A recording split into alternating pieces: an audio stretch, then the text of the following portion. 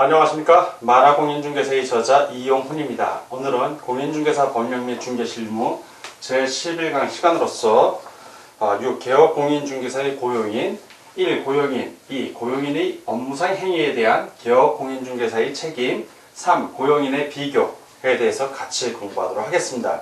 먼저 고용인부터 하나씩 살펴보도록 하겠습니다. 고용인. 자, 고용인은 고용당한 사람을 말합니다.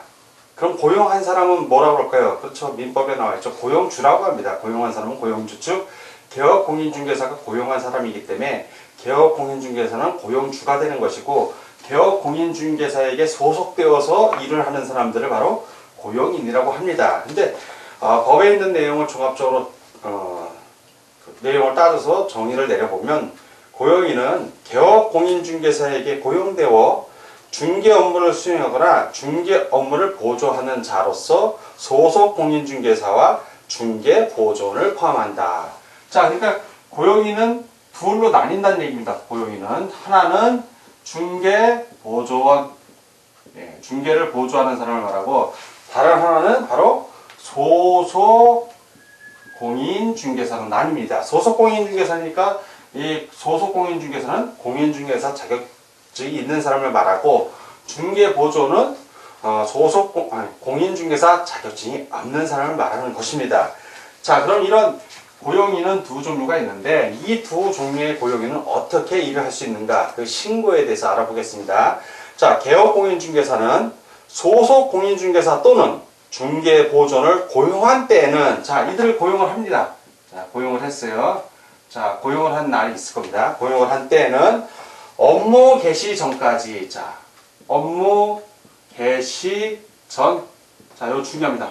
업무를 개시한 후입니까? 전입니까? 전입니다. 항상 시험 문제는 꼭 말 끝에 전인지 후인지, 하여야 한다는지, 할 수 있다는지 꼭 구분해서 보아야 됩니다. 업무 개시 전까지. 자, 고용을 했을 때는 업무 개시 전까지.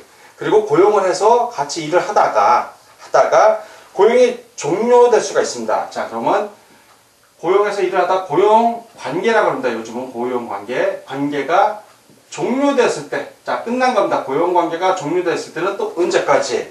바로 고용 관계가 종료된 날부터, 자, 종료된 날부터 며칠 이내? 10일 이내입니다. 10일 이내에. 자, 요렇게 뭘 한다? 신고하는 겁니다. 신고. 자, 그러니까 개업공인중개사는 소속 공인중개사 또는 중개보조원을 고용한 때는 업무 개시 전까지 신고하고, 고용관계가 종료된 때는 그 종료된 날부터 며칠 이내, 10일 이내에, 뭐 1일, 2일, 3일, 9일, 10일까지 있는데 10일을 넘어가면 안 되죠. 11일, 이렇게 11일을 초과하면 안 된다는 얘기입니다. 10일 이내에 어디에 신고? 그렇죠. 개업공인중개사는 항상 중개사무소 개설 등록한 등록관청, 그렇죠. 등록관청에 신고하는 겁니다. 등록관청에 신고를 하는 겁니다. 신고하여야 한다. 자, 그런데 공인중개사법에 고용인의 수에 대해서는 규정이 없어요. 자, 규정이 없다는 얘기는, 그렇죠. 10명을 고용하든 100명을 고용하든 1명을 고용하든 고용을 안 하든 그건 개업공인중개사의 마음이라는 겁니다. 자유의지. 그러니까 고용인의 수에는 제한이 없다. 이거 기억해 주시기 바랍니다. 다만 개업공인중개사는 결격사유에 해당하는 자를 고용인으로 고용해서는 안 됩니다. 자, 고용인을 고용했는데, 자, 잘 썼어요. 잘 고용을 해서 업무를 잘 했습니다. 근데 그 사람이 중간에 공인중개사 법률을 위반해서 결격사유, 등록의 결격사유에 해당하는 자가 됐습니다. 자, 처음에는 고용인을 쓸 때는 등록의 결격사유에 해당이 안 됐는데, 이 사람이 중간에 잘못을 해서 결격사유에 해당이 됐어요. 자, 이럴 때는 어떻게 할 것인가? 자, 이럴 때는 이미 고용한 고용인이 결격 사유에 해당되면 그 사유가 발생한 날부터, 그렇죠. 결격 사유가 발생한 날부터 몇 개월 이내, 그렇죠. 2개월 이내에 해임을 하면 되는 겁니다. 그렇죠. 2개월 이내 해임을 안 하면 그럴 때는 개업공인중개사가 결격 사유에 해당이 되는 겁니다. 따라서 반드시 요것도 아울러 알아두셔야 된다. 근데 이런 그 결격사유에 해당되는 자를 해고하지 않으면 개업공인중개사가 결격사유에 해당된다고 하지 않았습니까? 이럴 때 위반 시에는 6개월 이하의 업무정지 사유에 해당되는 것도 꼭 알아두시기 바랍니다. 자, 다음은 고용인의 업무상 행위에 대한 개업공인중개사의 책임에 대해서 같이 공부하겠습니다. 자, 고용인의 업무에는 어떤 한계가 있습니다. 고용인의 업무. 자, 이 고용인의 업무 마무리 좀 해야죠.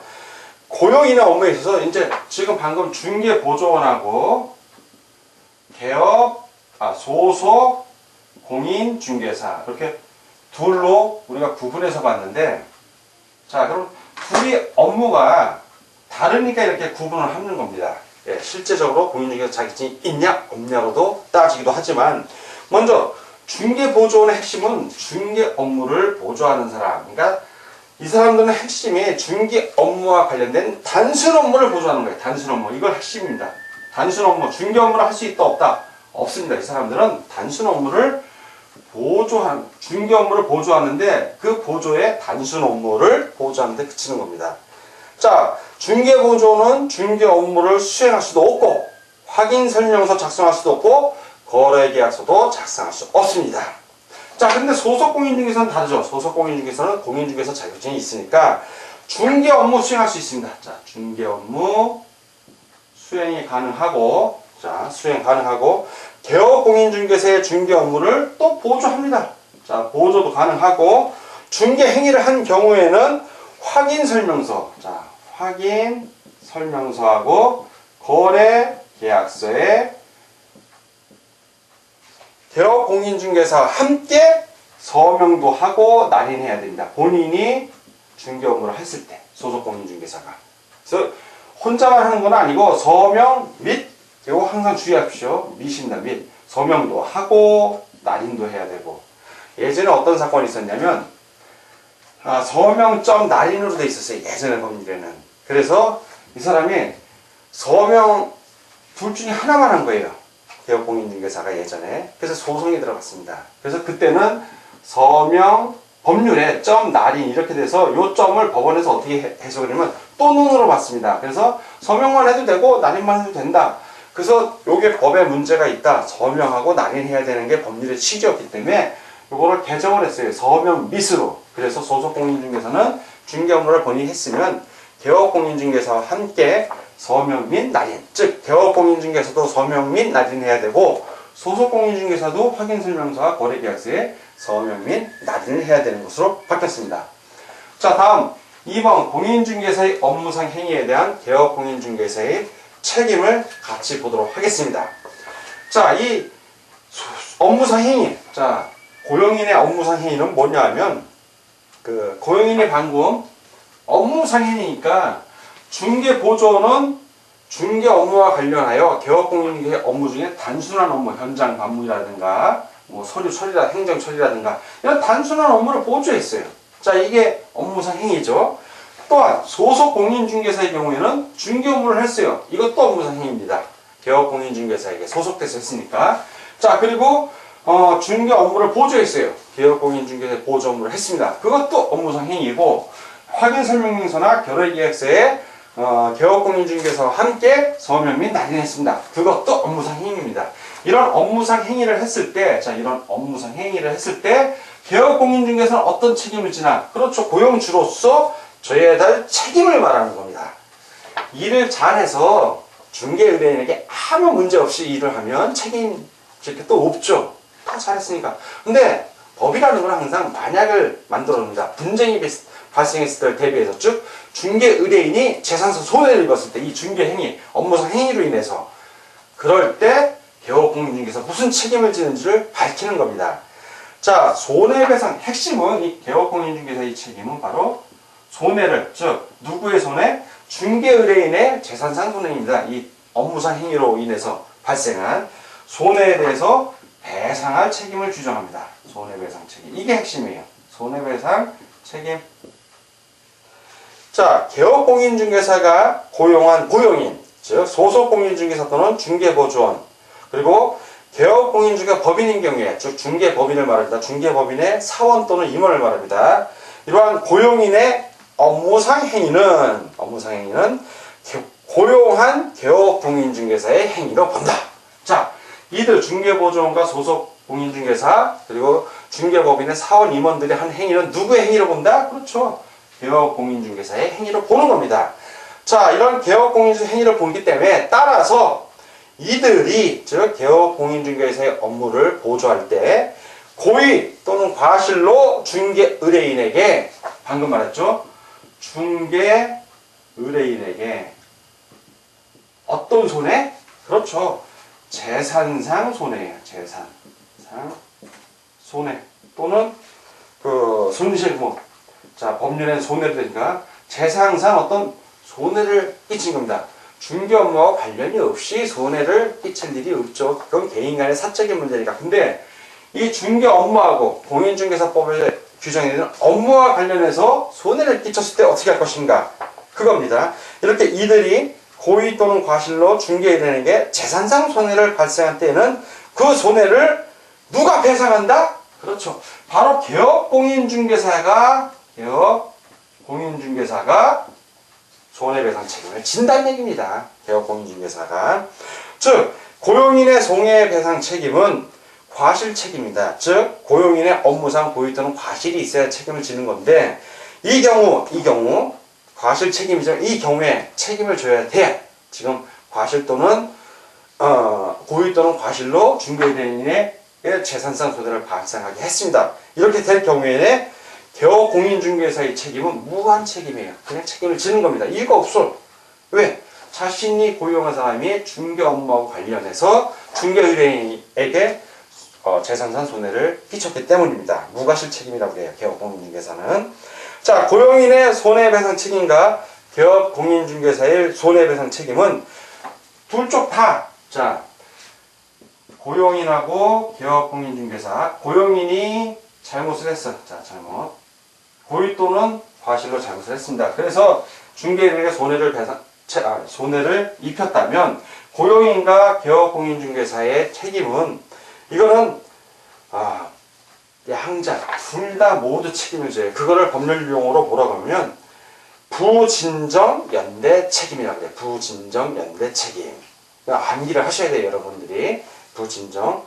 개업공인중개사 입장에서 자기가 잘못한 건 아니지만 어쨌든 자기가 고용한 사람이 잘못한 거기 때문에 연대 책임을 지는 겁니다. 부진정 연대 책임.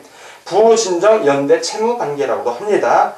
개업공인중개사가 대신 손해배상을 한 경우에 구상권 행사가 가능합니다. 즉 개업공인중개사 본인이 잘못해서 본인이 손해를 배상하면 상관이 없어요. 그건 자기가 잘못한 거니까. 근데 고용인이 잘못해서 개업공인중개사가 대신 배상을 했어.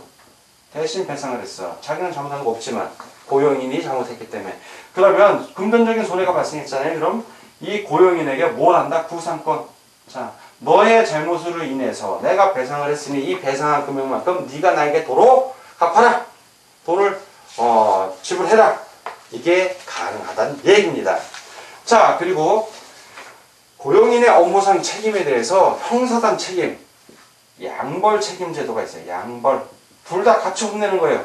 즉, 이 얘기는 고용인에 대해서 개업공인중개사가 항상 신경 쓰고 관리 감독을 철저히 하는 얘기예요. 잘못하지 않게. 자, 보겠습니다. 고용인, 중개법인의 임원이나 사원 포함합니다. 고용인이 행정형벌에 해당하는 행위, 즉 공인중개사법 제48조 또는 제49조 규정을 위반한 겁니다. 1년 이하의 징역 또는 1천만 원 이하의 벌금 또는 3년 이하의 징역 또는 2천만 원 이하의 벌금에 해당되는 행위를 했을 때, 자, 그런 행위를 했을 때 그 행위자, 즉 고용인을 벌하는 거 외에도 그 개업공인중개사 뭘 한다? 벌금형. 자, 고용인에게도 행정형벌을 가하는데, 행정형벌. 개업공인중개사에게는 행정형벌 중에서 뭐만 한다? 벌금형을 가한다는 얘기예요. 벌금형. 다만 그 개업공인중개사가 그 위반 행위를 방지하기 위하여 해당 업무에 관하여 상당한 주의와 감독을 게을리하지 아니한 경우에는 그러하지 아니하다. 즉, 이 사람이 개업공인중개사가 고용인에게 항상 주의를 주고 손해 끼치지 말라 하고 계속 교육도 하고 이렇게 상당하게 그 주의와 감독을 게을리하지 않았다면 이런 벌금형은 안 준다는 얘기죠. 그래도 항상 감독을 해야 돼. 그래서 자, 근데 우리 그거 배운 거 기억날 거예요. 어떤 기억이냐면 그 결격사유에서 300만 원, 공인중개사법을 위반해서 300만 원 이상의 벌금형을 받으면 개업공인중개사가 등록 결격사유가 된다고 그랬잖아요. 등록 취소가 되는 겁니다, 이미.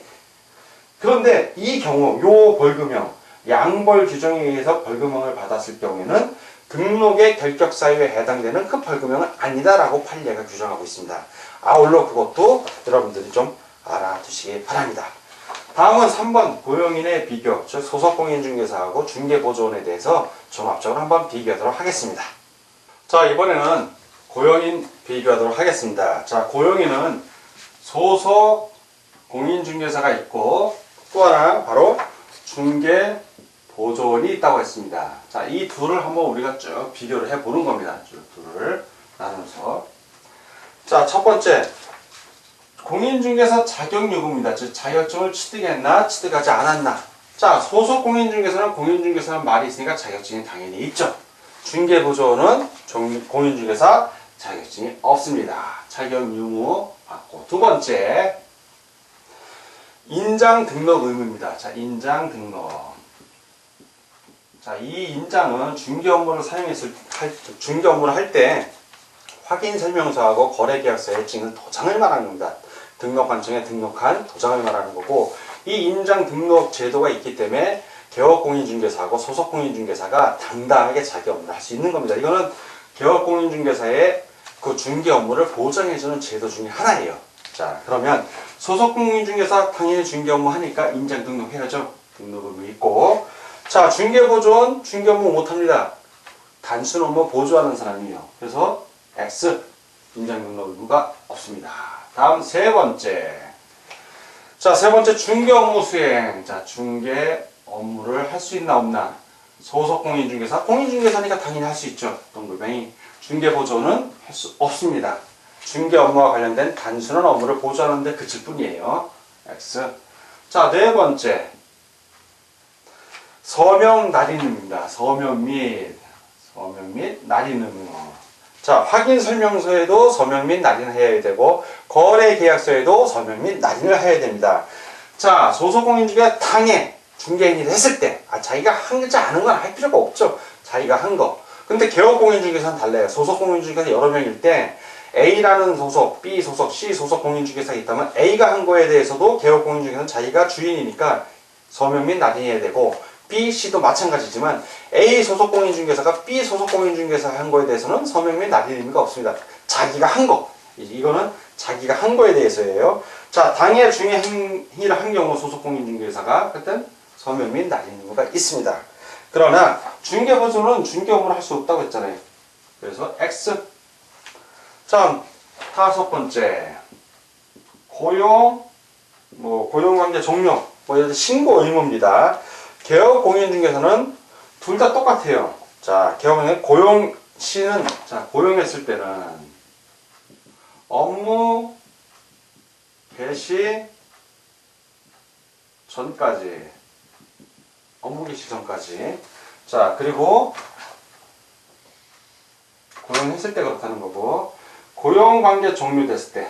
자, 고용관계가 종료됐을 때는 종료된 날부터, 즉 종료일부터 며칠 이내 10일 이내. 어디에 신고한다? 이게 신고하는 거야, 신고. 등록관청에 신고한다는 얘기입니다. 신고. 자, 여섯 번째. 민사상 책임이에요. 자, 민사상 책임. 이 손해배상 책임을 말합니다. 책임지는 거. 고용인과 그를 고용한 개업공인중개사 공동으로 책임져요. 공동 책임이에요. 공동. 예. 이거는 개업공인중개사 플러스 이 고용인들 다 해당이 돼요. 소속공인중개사도 마찬가지, 중개보조도 마찬가지. 공동으로 책임을 지는 겁니다. 민사상 책임은 손해배상 책임. 자, 7. 양벌규정 있죠? 형사상 책임이야. 양벌규정 또는 형사상 책임이에요. 양벌규정.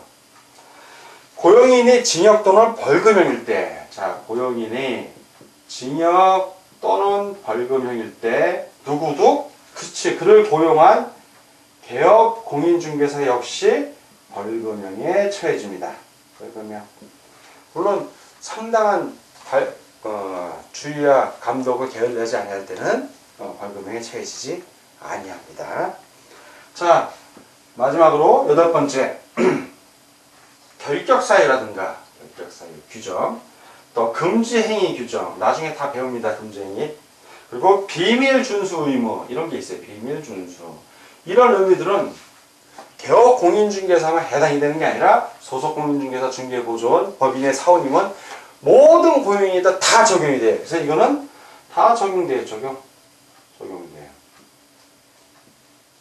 자, 이렇게 방금 소속 공인중개사하고 중개보조원의 중요한 사안에 대해서 8가지로 나누어서 우리가 좀 비교해 봤습니다. 이걸 하는 이유는 시험 문제에 소속 공인중개사하고 중개보조원과 관련해서 질문을 살짝 바꿔서 나옵니다. 틀리라고 하죠. 그래서 그걸 한번 싹 총정리한 겁니다.